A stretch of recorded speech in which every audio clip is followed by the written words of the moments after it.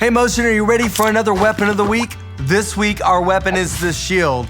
Sure, a shield is a defensive weapon, but it still would have been a very important piece of equipment for a warrior back in the time of David and Goliath. Now, a shield is pretty self-explanatory to use. You hold it up to block attacks from your opponent.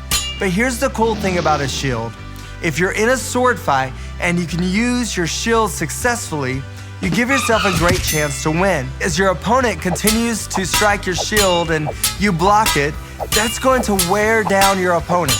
And if you just keep using it, keep blocking the attacks, and patiently keep it up, eventually your opponent is going to get tired. And when he does, you'll be able to attack back and have a big advantage. As a warrior, David would have known this. He would have known that patience in these little moments, just like blocking the attacks, could give him an advantage. And this idea goes beyond battle too. For a lot of his younger years, David probably felt like a warrior who was just blocking with a shield.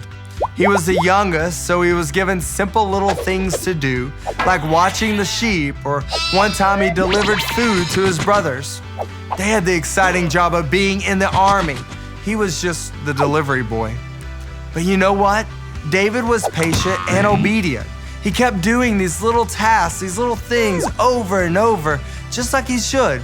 And in time, God honored that obedience and gave David much more responsibility. He became a legendary warrior and a king. The reason he was able to be so patient and obedient was his audacious faith. He believed God was going to do something impossible through his life, and he knew that the best thing he could do was continue to be obedient.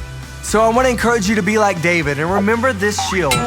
It may not be very exciting to block with a shield or to be obedient in the little things that we do that seem kind of meaningless.